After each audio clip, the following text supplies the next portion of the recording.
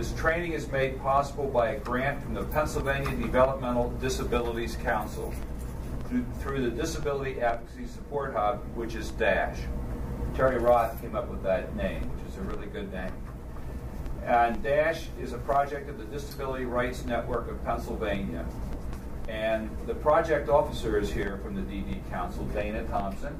She's a very creative person who thinks outside the box, which has been very helpful with this project. Before we get started, I just want to remind you, that DASH provides free technical assistance. And it's a range of organizational development, effective advocacy, nonprofit management, training programs, and much more. All you have to do is contact us to see how we can help you. And I think you all have that information, but anyway, just contact Lando. And we do have phone numbers and everything, so if you don't have it, you can ask that question and we can give you that specific information. Now, I'm going to introduce our presenter. She is fantastic. Her name is Lou Concert. She brings the perspective of both an advocate and a grant maker to this presentation, having worked for the Mental Health Association in Pittsburgh, as well as Planned Parenthood and the Pennsylvania Community Providers Association.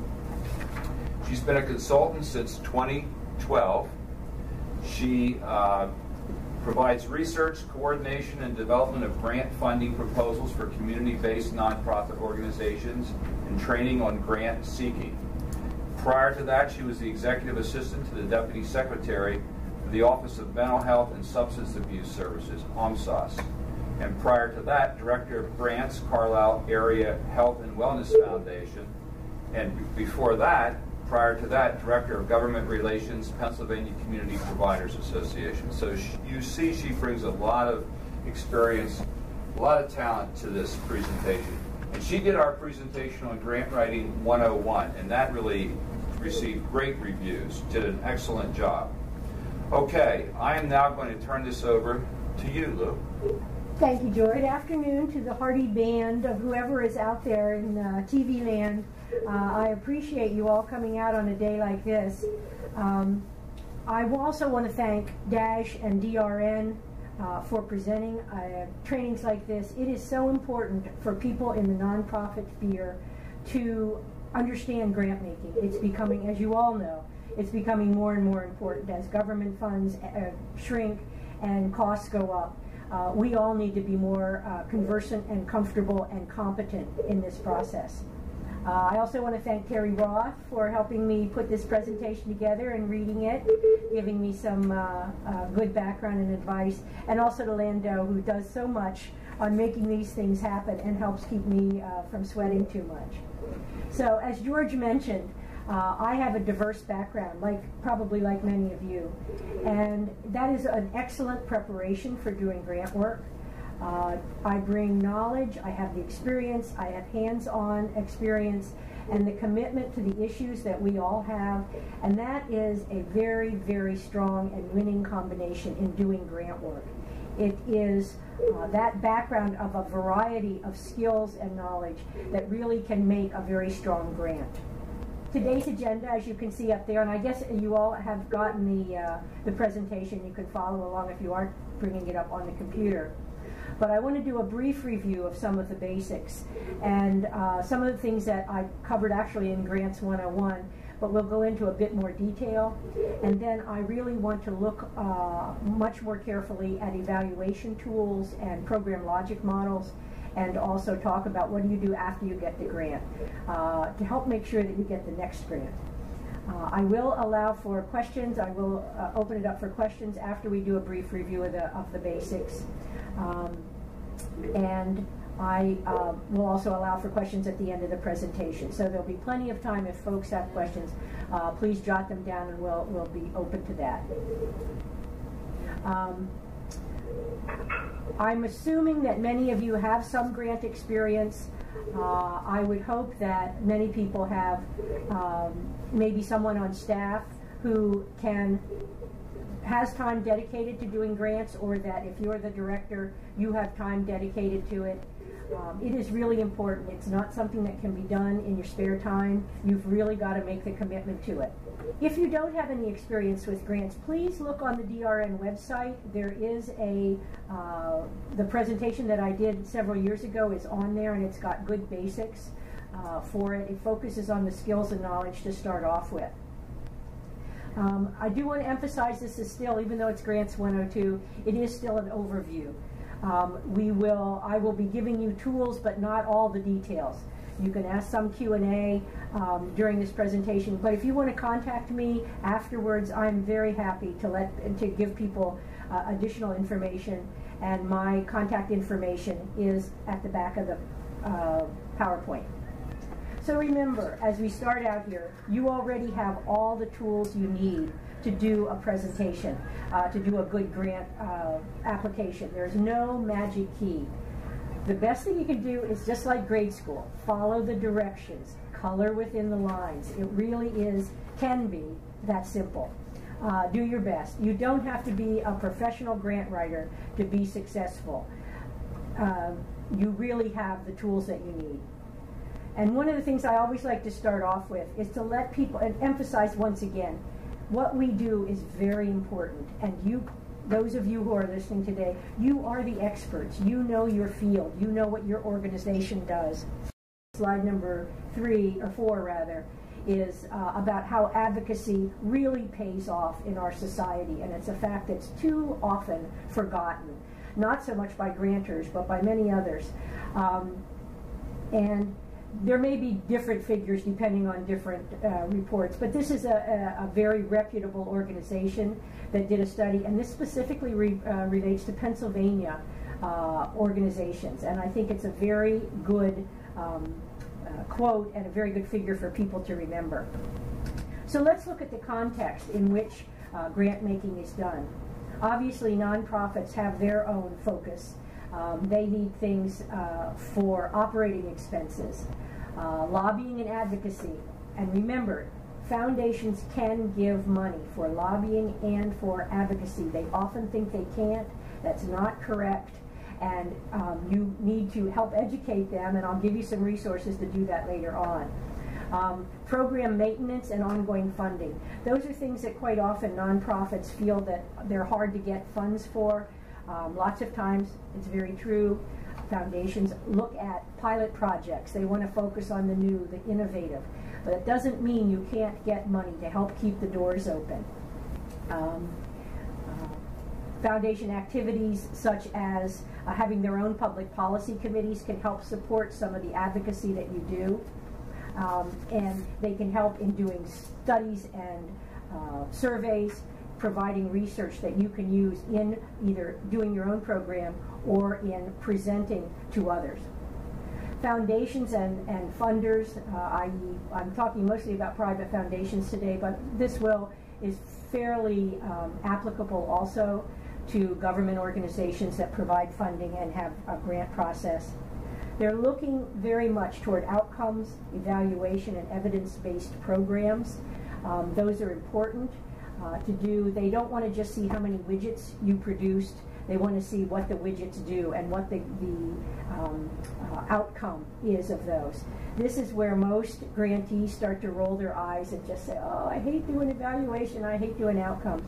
But how much money would you give? Would you give someone $100,000 and not ask for any accountability, not ask for anything other than, oh, you know, I guess you cashed the check? Just think of it from their terms. We really do need to look at that and do it well. Foundations and funders also are very much more focused as time goes on collaboration, partnership, and consolidation. They feel quite often that there are silos and that agencies are duplicating services, sometimes even overlooking and not collaborating or coordinating in a way that would benefit their constituents. So those are important things to think of when you're doing a grant. I know here in Harrisburg, the Mental Health Association and the Pennsylvania Mental Health Consumers Association quite often work on grants together. but it could be even a more diverse collaboration, such as a housing organization and a behavioral health advocacy organization would work on something to decrease homelessness, again, in a population. So think about those sorts of things. They really resonate with foundations.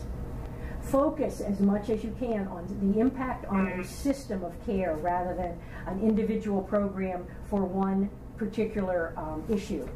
Doesn't mean you always have to do system impact, but it is important, if you possibly can, to do system impact and look on the broader scheme of things. This is one of my favorite slides, if one has favorite slides. Utilize all the options. People often think of foundations just to give them money for operating, or gee, I'm starting a new program. But quite often foundations are very amenable to doing something that will not only help you, but will also help them, i.e. planning and consultation. Perhaps you're thinking about starting a program, but you don't quite know how to get it started, or how do you do an analysis of what's needed. Foundations are quite often very amenable to providing funds for consultation, i.e. a consultant for your organization, and for planning.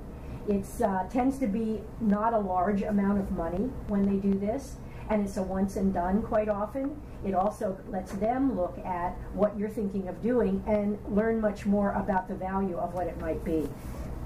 Pilot projects and collaborations I've already mentioned. Quite often foundations want to do new programs, but then quite often you are also required to do the ongoing funding of those programs, and that's something you have to think of. As I said before, they will do operating costs. Quite often equipment is something, if you need specialized equipment. Somebody just mentioned to me the library in Carlisle said, you know, we need a defibrillator in the library. And they were thinking, oh, we'll go to the Library Association and maybe, you know, the company that manufactures them. And I said the Health Foundation might very well be able to do that. It's probably under $2,000 and would be a very easy grant to get. So think about those things, and also technology. Lots of times they're willing to do technology grants to help you upgrade your abilities. Research and innovation, obviously I'd mentioned innovation, but doing research, maybe being able to study the population that you serve, those are very useful grant options that people sometimes don't think of. And again, advocacy and lobbying, I will talk about that a little bit more. But think of all the different options you can use it for. The grant atmosphere is getting more and more difficult. There's more and more people entering into the grants field, agencies that just really can't get the money elsewhere. I recently was on a site, it was actually a CVS pharmacy company, and they have a small grants program that we had applied to. And they wrote back and said they had over 1,000 applicants for this one. It was a small grant, and said that they were overwhelmed. Frankly, they hadn't expected it. So realize that you are up against a field that's getting increasingly competitive. Because it is more competitive, and you know, foundations, a lot of them took a hit during the downturn. You know, they lost, some of them lost millions and millions of dollars. So they don't, a lot of them are building back up. But think of them for more than money also. This is a good way to build a relationship with a foundation, to go to them and say, you know, I don't want any money, but I'd like to talk to you about using some of your connections and your resources. It's like lobbying. You know, it's best to build the relationship before you need to use the lobby, or you need to lobby somebody. Look on foundations' websites. They quite often will have training opportunities where you could go, number one, learn something, but number two, get to meet the staff. They're the ones who are going to be crucial in getting your grant moved through the process. So when you think of more than money, they can be a neutral convener. They usually have very powerful boards, people who are well connected in the community. They're well recognized in the community. In my own, I live in Carlisle, Pennsylvania, and our local hospital and our local federally qualified health center were both concerned about the fact that there were very few services available, pregnancy and neonatal services available for low-income women. And the foundation called the two of them together and said, okay, let's sit in a room here and see what we can work out to make sure that women are not having to go to Harrisburg when they deliver or to get prenatal care. So the foundation was able to do that, whereas your agency might not be able to have that much clout. They can be a public policy advocate.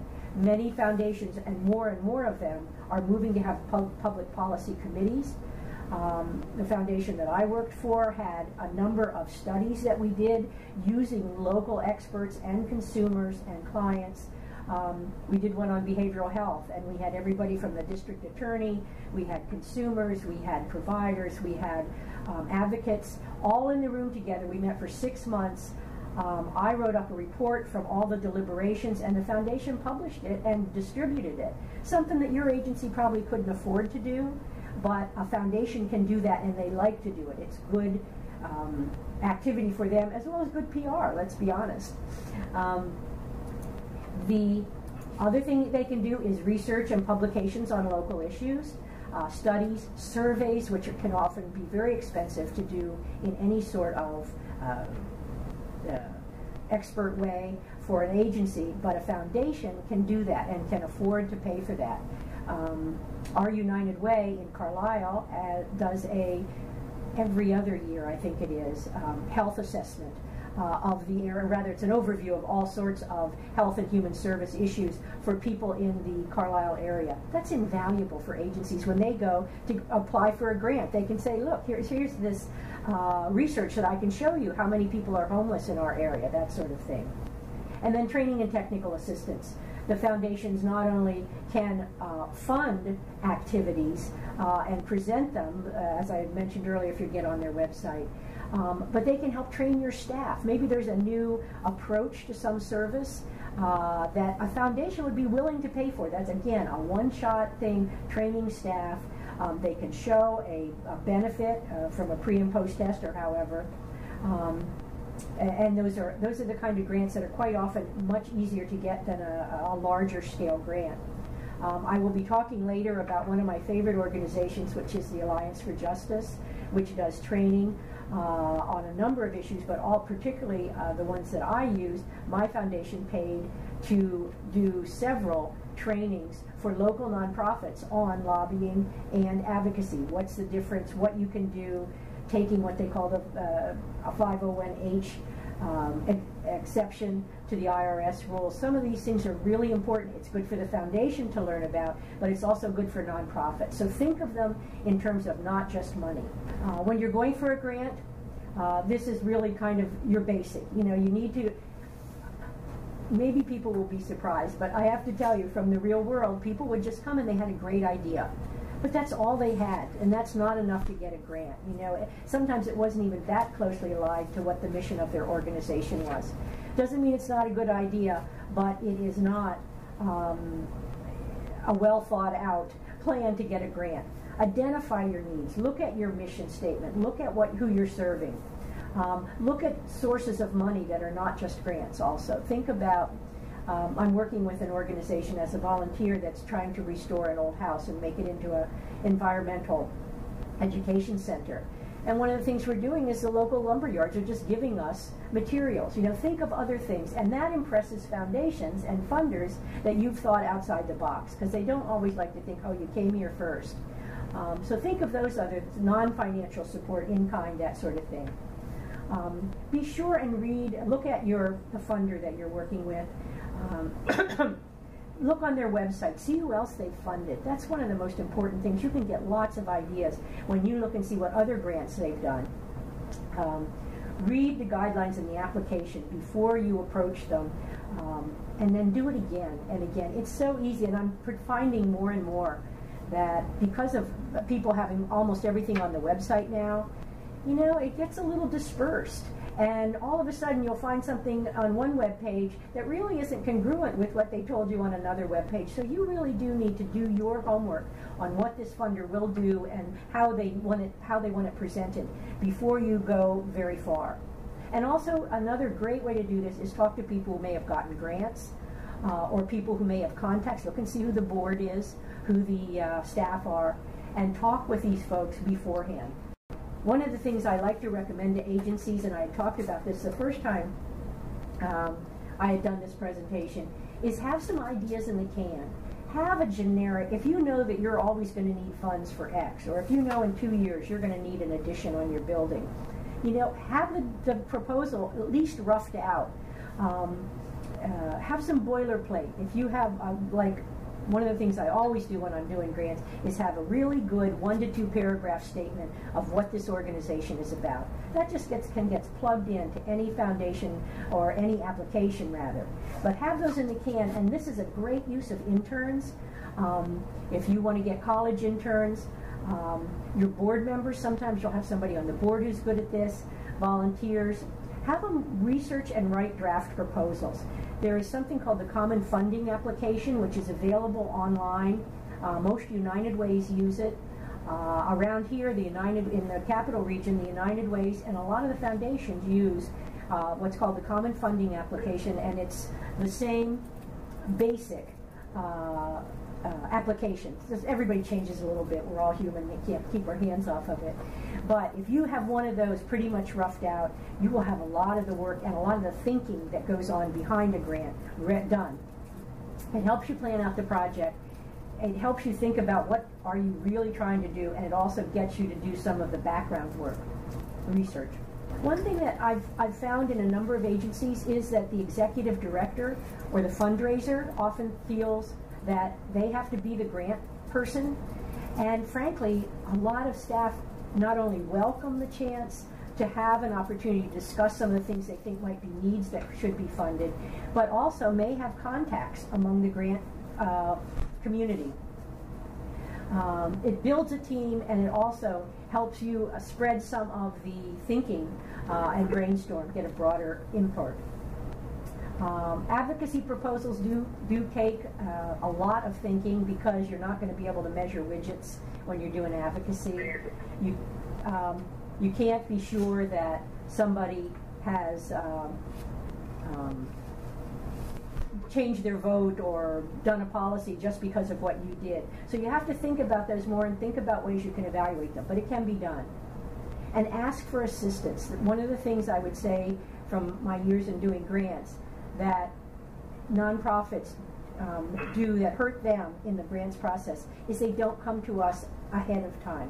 Don't just hand in the completed application. Call them up and say, I'm thinking of putting in an application on X. Could I meet with you?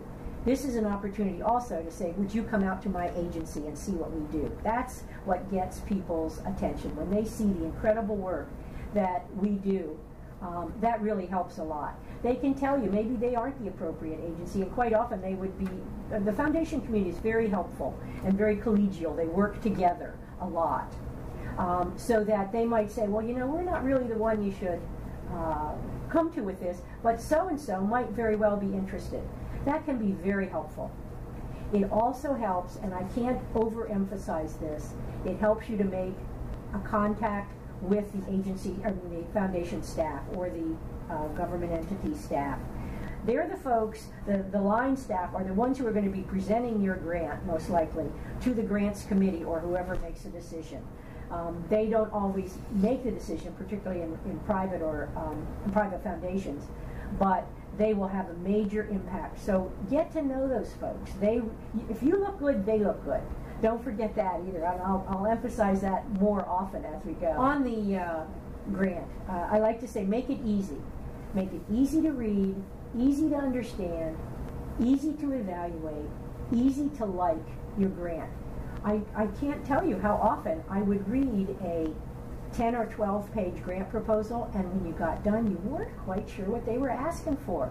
And I know these people, really had the best of intentions and really thought that they had presented their case, but I didn't know that issue. You are the experts, as I said from the beginning of this. Put yourself in the evaluator's shoes. Be brief. Terry made me put in this phrase, longer is not better, and I'm telling you that is so true. They're not just reading your grant, don't forget. They're getting 10, 20, 50 grants, usually on the same day, because there's deadlines most often. So think about what will make yours easy, and entertaining is not quite the right word. But I do like to put in things in my grants, not necessarily a joke, but something that is a bit humorous or a personal story or something that makes this more than just cut and dry. Don't hesitate. That's where your passion comes in.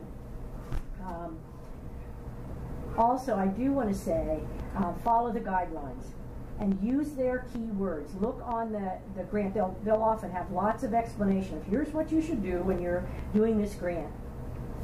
Look at those. Use the keywords. If they say your project description should have an overview, specific details, and who it's going to benefit, those are my subheadings. Use those as subheadings so everybody knows you hit all the points.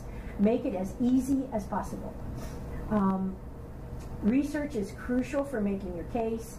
I'll go in later on to some of the research and data that you have available, but some current numbers, really just a few even, show that you've done your homework. Saying you have a good cause or that there's a lot of homelessness in this community is not nearly as persuasive as being able to point to some research or some data, newspaper articles, whatever. At the same time, I urge you not to exaggerate, not to use any questionable data. Those in the foundation community and folks who are reading government grants, this is their job, and they can smell funky facts a mile away, and it really does not go down well. And don't underestimate the fact that foundations talk to each other, and if you get a reputation as someone who does not have good research or has not followed through on a grant well, it really does, it gets known in the community. One last thing to mention is also don't forget to include evaluation costs if you want to evaluate this, and usually the foundations require it. Build it into your budget. That's legitimate. And overhead. Many foundations will allow overhead. And they usually give you a budget form, but if they don't, put it in. The worst they can do is say, no, we don't allow it. They quite often will tell you what their limit is. Obviously, you have to abide by that. But go down the list of their guidelines and make sure that you are maximizing the funding you get. You can't overestimate how many times there will be a problem in the middle of this grant. Something's going to happen and it's going to cost you more money. So make sure that you've tried to think of those issues ahead of time and have them funded. This is kind of a consultant speak. I found this on the web, so I thought I'd put it in so you guys would all know I'm a consultant. The 4 C's.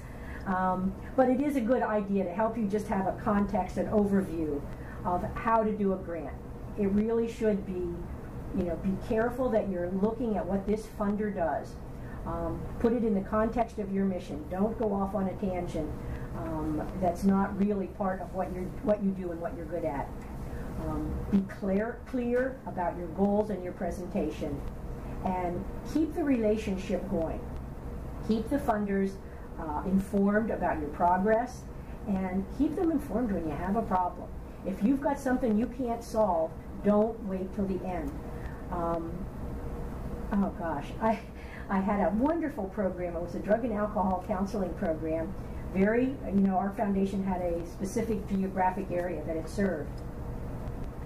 Gave this organization, it was upwards of almost $100,000. And at the end of the year, when they handed in their report, they'd served all these people outside the area.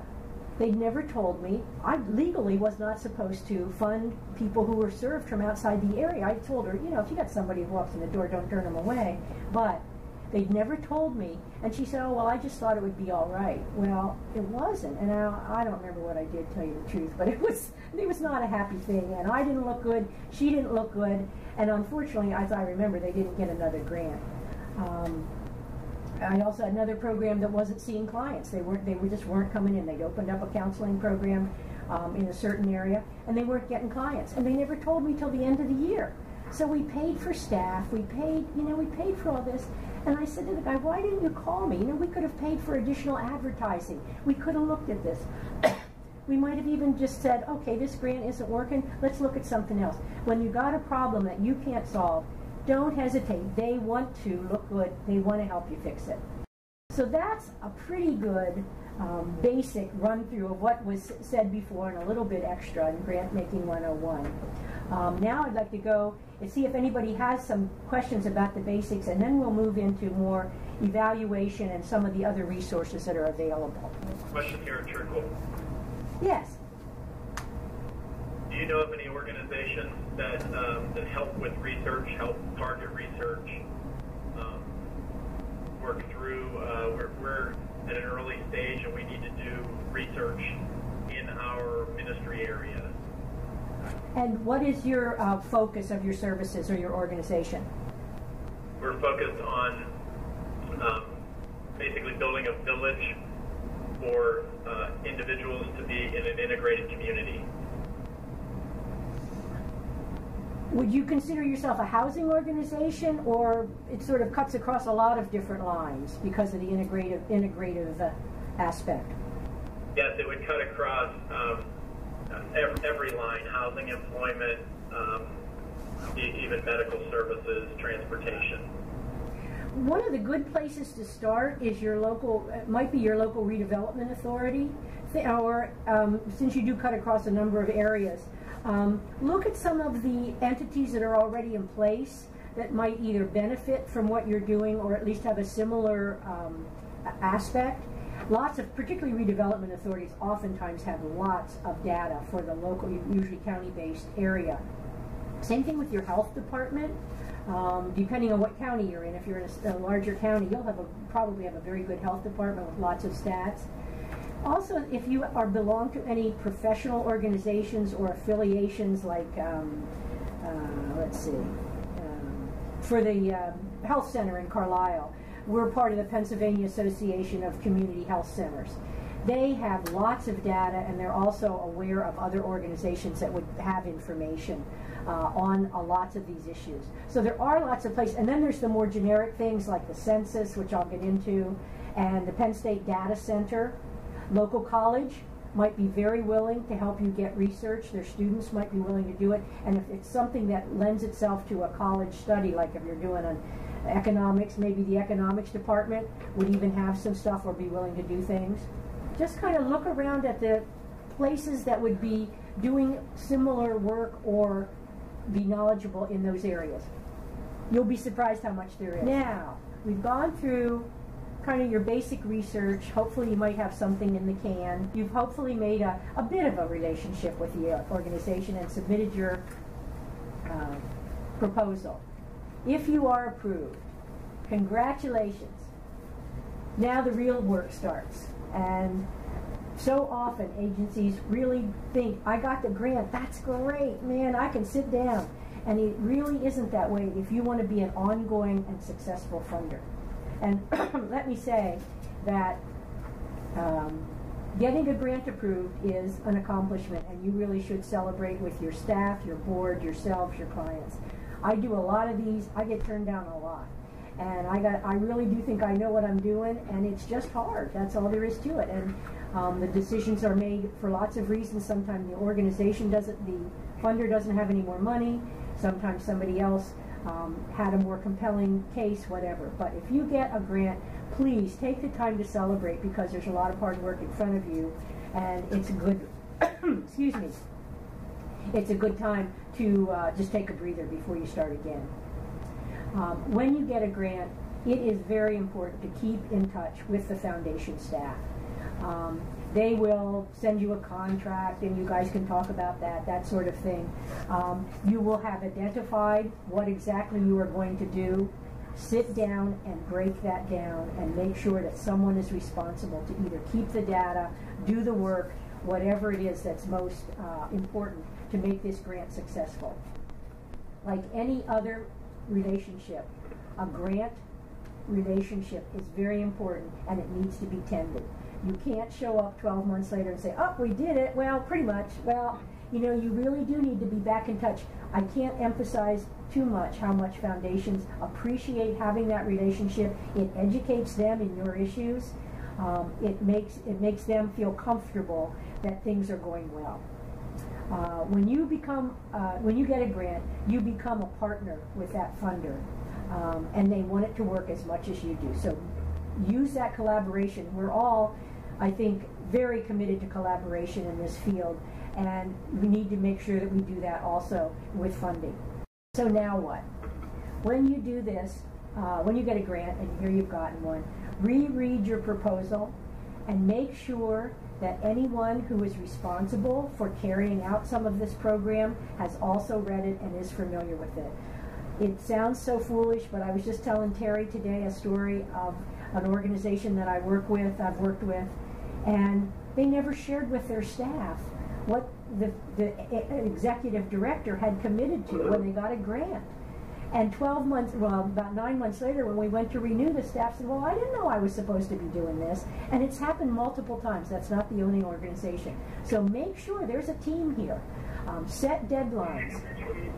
Have assignments. Make sure that people are responsible, and check back with your staff. Make sure that people are getting the data, and quite often what you'll find is what they said they could collect data on, they aren't able to, or it's not coming in as they thought. So get back and work out those problems. Foundations are not going to say, give me the check back, because you can't collect the data you thought you could. They're much more likely to say, well, let's look and see what else we could do to show that you've done this or that this has been successful.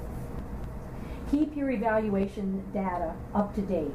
I'm just working on a renewal grant now, and people haven't done the data all year. Well, now it's January, the grant's due in the beginning of March, and they're going to have to really scramble to recreate and find some of this data, and it's just no fun, you know? So, and it's also gets a little scary. So don't get caught in a deadline squeeze. Don't wait till the end to acknowledge problems, as I said. Let them know if you want to need to revise something. Quite often they may have dealt with, a foundation or a grantor may have dealt with a very similar problem and be able to help you with it. It's not a big deal. It's much worse if you don't tell them about a problem than if you do. You are not expected to be perfect. All right, here we go. Here's the stuff everybody hates. Evaluation and program logic models have a great importance with foundations and funders. It also has a lot of value to you. It forces you and the funder to think through the entire initiative. What are we really saying we're going to do? And how will we show we do it? And what do we need to do it? So it's good planning, no matter, you know, what form it comes in. You all do it. This is just the format that is quite often used with grantors. It allows you to show the value to the funder or your board, or your constituents and staff. It's going to show you, if it's well done, exactly what you're doing and what difference it makes.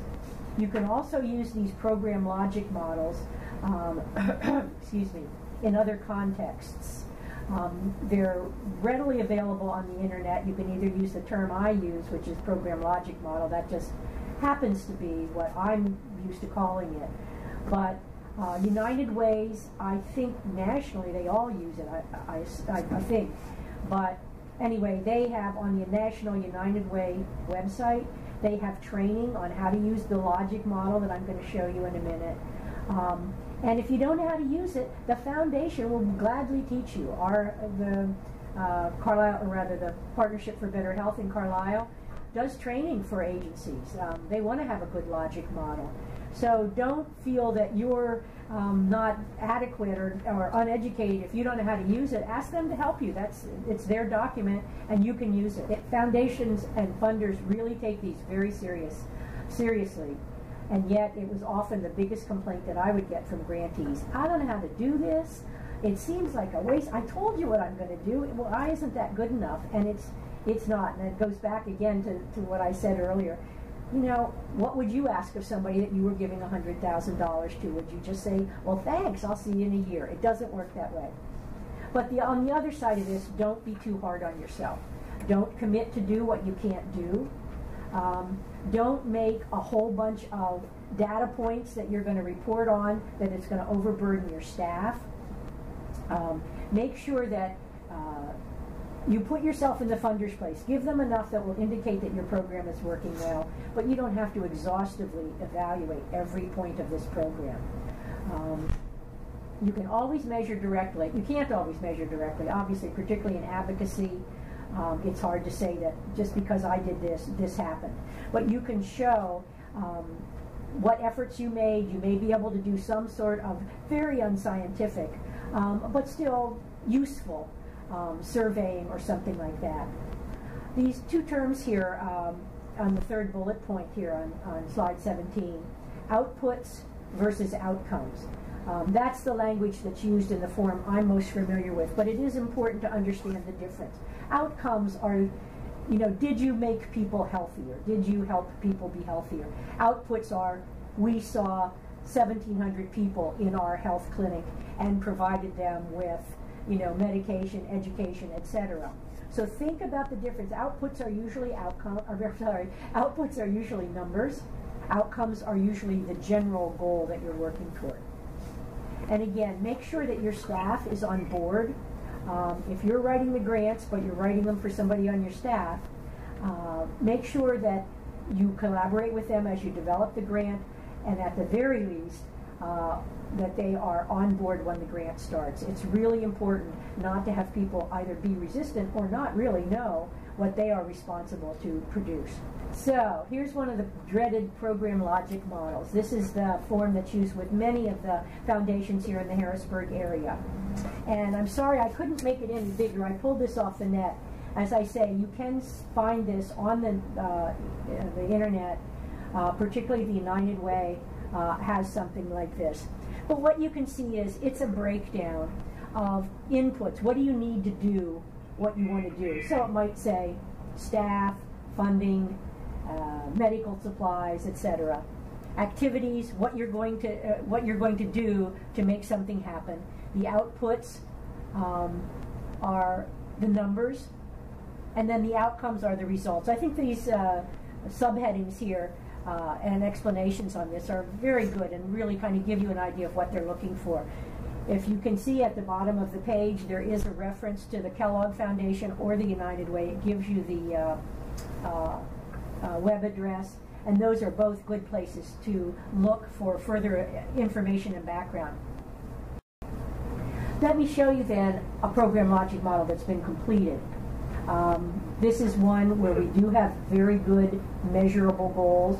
If any of you are familiar with the Nurse Family Partnership Program, it is a nationally recognized program based on evidence collected and surveyed, or rather data collected over, 20 or 30 years perhaps. But you can see it is easily understandable when you look down here which column is what. The outputs there is the numbers column. The outcomes are that babies are born, they're healthy. Anyway, this is an example of what I think of as a very good, clear program logic model. And frankly, if you have a good sense of your own program, this isn't really hard to do. And again, there is help available. Your United Ways would be familiar with it if you aren't sure how to do something like this. The foundation, if they're asking for it, they should be able to help you with it. Now, another example of a logic model is the one that's used by the Developmental Disabilities Council. I took the previous one, I hope I did this right, I took the previous example, the Nurse Family Partnership Program, and I put that in what they call a PERT chart, which stands for the Program Evaluation and Review Technique, used by the DD Council. But you can see, once again, it is not a lot of data. It doesn't have to be extensive, but it gives you a real good grid, I guess I would say, that sets out what you're going to do with this grant funds. The next step after the program logic model of what we're going to do is what, in my experience, has been called an outcome measurement framework chart. Oh well, these names. But anyway, this is not what you're going to do so much, but how you're going to measure it, how you're going to show it. So you already had identified an outcome. There on the left, that column is actually taken from the most right-hand column of the previous one. And then the indicators. How are you going to show that you were successful in what you did? Where are you going to get that data, and how are you going to collect it? Believe me, this is really important. So often people say, oh, well, we'll just have the number of patients that came from Perry County and were between 12 and 40. But nobody collected it. Or they did collect it, but they're going to have to go back through by hand and look at it. I just can't emphasize to you more. Get this done ahead of time so that you know you've got the resources available. So here is this one filled in, this outcome measurement framework chart. Again, and at the bottom, if you'll notice, and this is quite often available on some form that you get from the foundation, it says if there are any influencing factors that impacted your outcome results, both positive and negative, let us know. And like recently, one organization I work with had a terrible staff turnover, lost like 20% of their staff. And so they weren't able to meet any of their numbers for the grant. We're not going to be penalized. It wasn't their fault. They moved to address that problem, but we do need to list that that's the reason why we didn't make our goals this time. So anyway, this is a filled out outcome measurement framework chart. I'm used to working with them, so it doesn't confuse me, not nearly as much as, say, doing my checkbook or something. But I am willing to help if anybody has questions at the end of this, or if you want to email me anything. And again, there is help available in your local areas on how to do these things. They really are a very good skeleton on which to build your grants. So, reporting requirements. Think of, as I said earlier, think them through. You're going to be responsible for reporting on these at the end of the grant. Make sure they measure what you want to show. Quite often somebody will say, well, I gave out all the medication. Did that make people better or not? Getting medication doesn't always assure that someone is healthier. So think about what you're trying to show and make sure what you're measuring does that. You're the one, usually it's the organization, sets their own outcomes and outputs. So you do it on your terms. I always say to staff, if there's anything you're already measuring, like when I work with the health center, they already have required data they have to send to the feds. So I said, let's send the same thing to the foundation. It's very good data. How many people have blood pressure that's in their appropriate realm? How many people have blood sugar levels that are maintained appropriately? So if you're already measuring that, don't make anything up. Really think about how you can be efficient with this and still show what you're doing. Again, don't overwhelm your staff with requirements. If you can show something that's indicative in 3 data points, don't use 7. Mid-course corrections can check periodically. I'll start this way. Check periodically to ensure that programs are on track. Do not miss a deadline. If you have to do something and make some changes in the middle of a grant, do it. Don't miss a deadline. I was talking to a friend of mine who runs a foundation in Pittsburgh, and I was mentioning this to her, and she said, well, let's see. Would you rather that I'm spending time chasing you down to get your report, or would you rather I wrote you another check? And it really does kind of come down to that. Don't take time that shouldn't be spent on things like that. Get things in on time, and be thinking always, are you getting the data that you need to show your grant is working?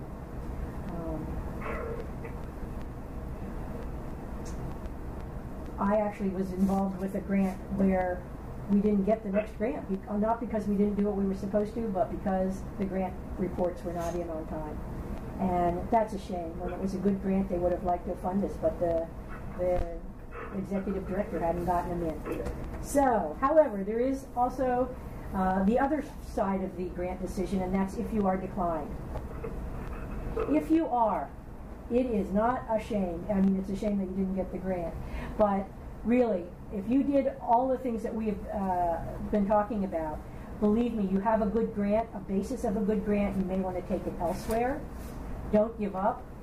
Don't argue. It really won't do any good. Number one, there's no foundation in the world that's going to take back a decision. They're like referees. It doesn't work that way, and there's no instant replay. However, you can request a debriefing, and that can be a very positive process. What can you do better? Why didn't we get this grant? Was there something that we could have done? And then you also will find out that it may have had nothing to do with your grant, and that they just didn't have any more funding or something like that. So try again. I had one organization that submitted the same grant, basically, 4 times. Each time you would get back with me what was not, appropriate. One time it was that it really wasn't written to our specifications. Another time we didn't have money, whatever. 4th time, however, we did fund that person, and he came back each time, was professional, and honestly, after a certain point, you really want to, reward this guy for all his hard work. So Don't hesitate to ask a funder, is there somebody else that you could recommend that might be interested in this program, might be interested in funding it. Leave the door open with organizations, and research other options. And think about it. I had mentioned earlier that this does become a relationship, and sometimes it's like a friendship. They may not be willing to invest too much with you until they know you better, so they may need to get to know you. Now, searching for grants. I won't go into great detail except on a couple of these slides, which are really the ones that I think will give you the most value. I do want to emphasize there are hundreds of places to look for grants. The internet, of course, is the universe of grants. There are consultants, if you can afford a consultant or you know one who would volunteer with you. There are libraries. Quite often, libraries have a foundation section, and their staff are knowledgeable. The other thing that you might not know about and is really useful, there are things called regional associations of grant makers. Two I'm familiar with in Pennsylvania are the Western Pennsylvania Grant Makers of Western Pennsylvania, and the Delaware Valley Grant Makers in the East. They are associations of grant makers. It's like their trade association, but they quite often do educational presentations to their grant maker members, their foundation members. They're very often interested in learning about the agencies in the area. Look up and see if there is one that's near you or that is in your funds in your particular area of interest. Colleges also have lots of times foundation libraries because they go for a lot of grants. They might be able to help. Trade associations, like if you are a member of the Pennsylvania Mental Health Providers Association or something like that, they quite often would know of funders or know places for you to look. Your board members, lots of times, are people who are connected in the community and might know private, small foundations. And lots of times there's very small foundations in your area that you might not know about, but that people on your board or some of your staff might. And you know, elected officials can help you. I just went to Congressman Barletta's office the other day and talked with him about an organization that I volunteer for. His staff was very helpful and is looking into particularly government grants now, this would be, but they were very helpful and willing to assist us because we are an all-volunteer organization. If you join with an affinity group and have a roundtable of folks that you collaborate with, you know, brainstorm on that. And don't forget good old Google. You know, think of what the subject areas are in which you function and look for grants that way. It's an ongoing process. I still struggle with it. It's not my area of most skill. It's another excellent use for an intern. Lots of times they'll be able to research grants for you, and they might think of things you wouldn't think of. And I have to say, you will find once you start doing this that you will come up with lots of options, lots opportunities. And also, I highly encourage you to keep a table of potential funders.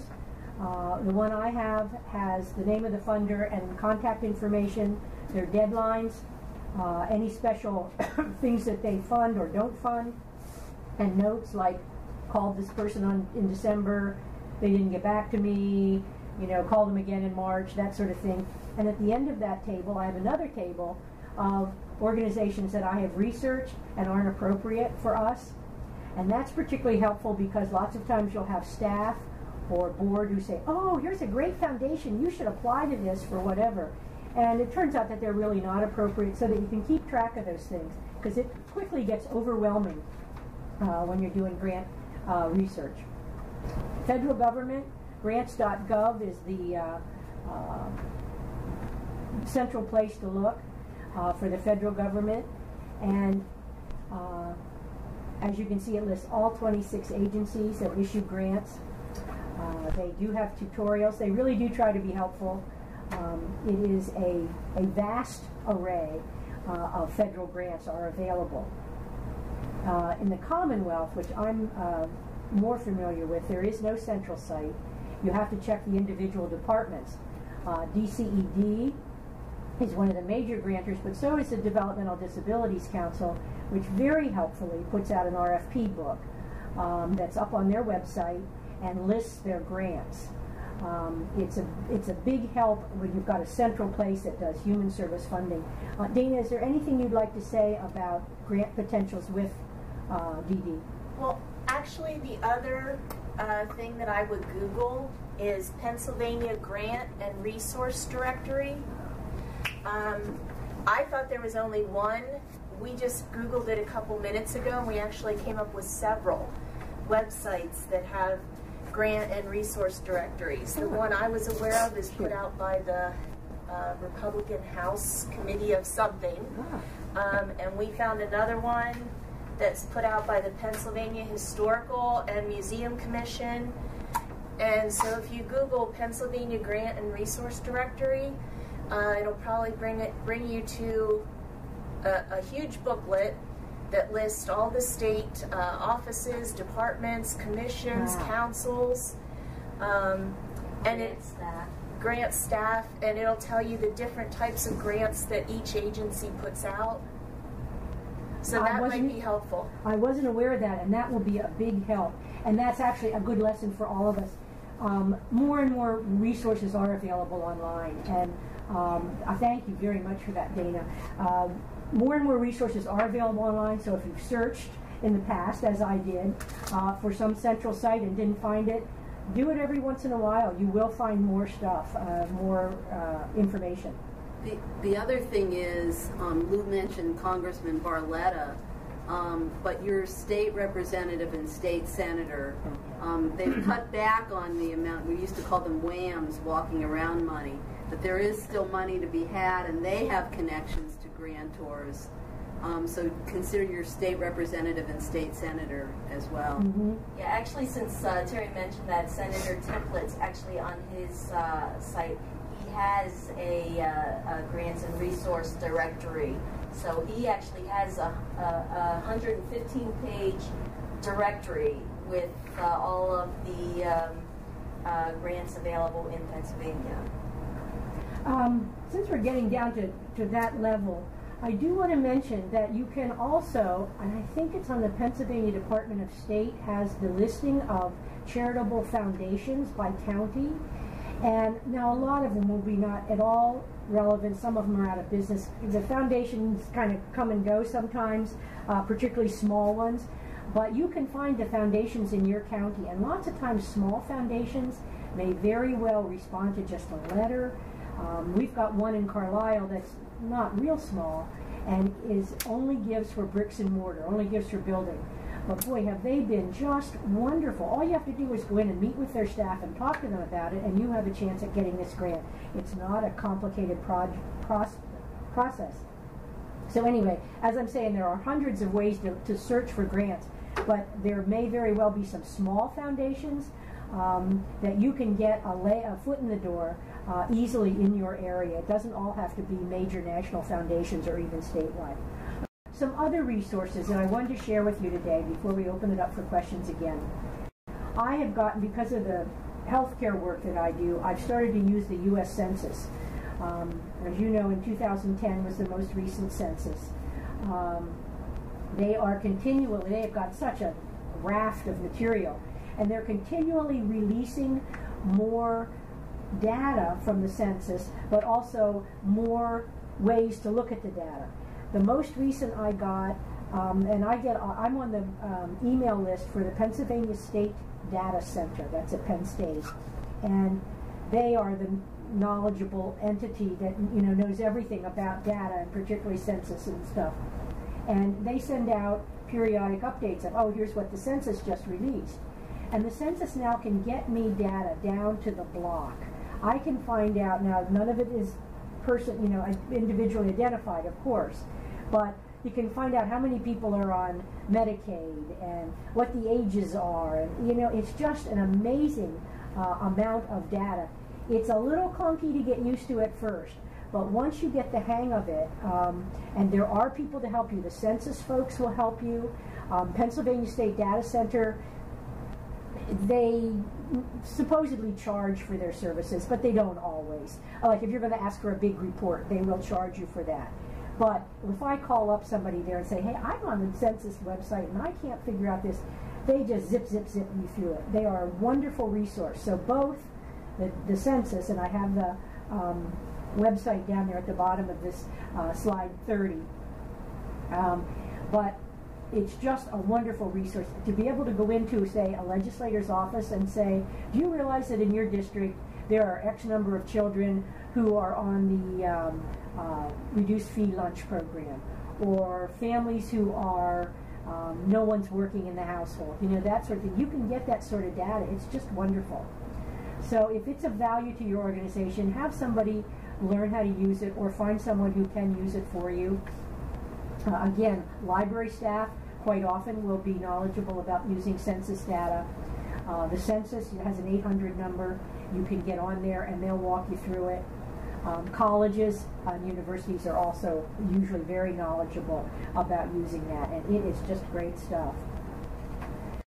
Resources for advocates, because most of the organizations today are advocacy organizations.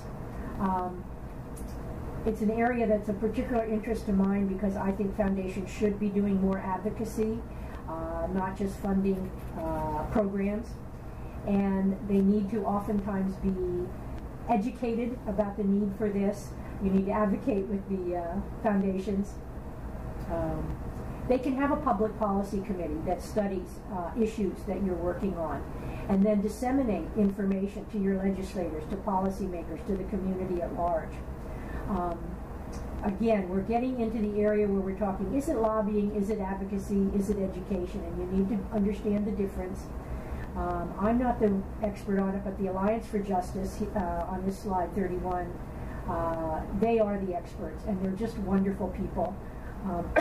I would encourage you to talk with them if it's a possibility that you might want to bring somebody in to train yourself, a foundation, other nonprofit colleagues, whatever. It really is a great organization. The stuff on their website is also very useful. I've noted two other websites that could be useful for advocates. And I think, yes, and there's a couple more. I think the Strengthening Democracy, Increasing Opportunities, I believe is where I got that quote from the beginning.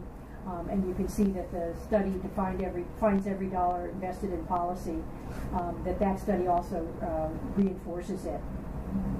But ways to show that advocacy is something that foundations should be funding, and how important it is, and these will be good resources for you to show that. General resources, I just learned about this top one on slide 33, the Pennsylvania Health Funders Collaborative. I just heard about it recently.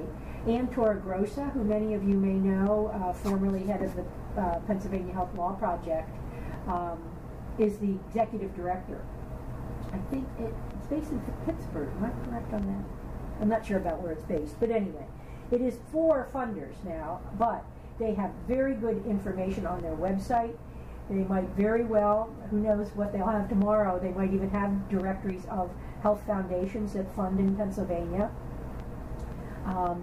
Excuse me.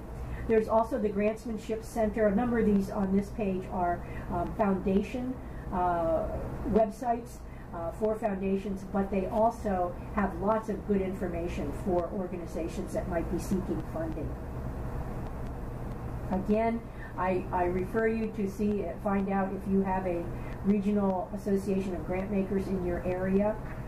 If you do, it's good to make contact with them and see if maybe you could do a presentation or have them come out for site visits and just help them learn about your issues, but also learn and meet them. General resources, here are some others on slide 34. I just want to give you these. You can look at them in your own time. The one at the bottom, the Partnership for Better Health, best practices is something that is being much more focused on in grant making. And if you can show that what you are doing is a best practice or an evidence-based practice, in other words, it's been proven to be effective, that is a very persuasive argument lots of times for funding. There's lots of websites that have best practices. I know SAMHSA, the Substance Abuse and Mental Health Services Administration, the feds, has a best practices website. So does the the Partnership for Better Health has one here in Pennsylvania, and it'll show you. You can see if any of your programs would fall under that. And then in the end here, I've gotten just some places that I thought had some good guidelines for grant writing, how to do it. As I said, I also am willing to take questions. If you want to email me, I would be very happy to take questions or help people. I can take questions now again. Hi, this is Sabre Townsend. I'm here at the Ark of Philadelphia. Can you hear me? I can. Excellent. I have a question on the outcome measurement framework chart. Yes. How are you defining indicators? I don't want to make an assumption. I'm just curious as to how you're defining indicators. It really is. Let me see if I can easily find that slide. It really is what will indicate that you are making progress towards your goal. It's what's the number there, Terry? Is it on the page? It really is what will indicate that you're doing it. It usually is a number that it would have. Does that help you? In other words, what shows that you're doing it? I was curious how you're differentiating that from output. You are good. I have used outputs as indicators, and I've never had the funder question me about that, is my answer. So it really is what shows that your success was achieved, and quite often they are the same thing. And I've asked our funder about that, a woman who's expert in these sort of outcome measurement things, and she said that is acceptable to use your outputs if they are this, if they're going to indicate that you've done something successfully. Thank you. Mm-hmm. As I said in the beginning, it really is a simple process and a complex process, but like many things, get your feet wet, do something, and see how it comes out, and ask for help. If I leave you with nothing else today, I think I want to leave you with the fact that foundations really want to partner with you, and they really will help you get a grant from them. You might find some once in a while that aren't as open, but most of them really want you to be successful. So use them if you can.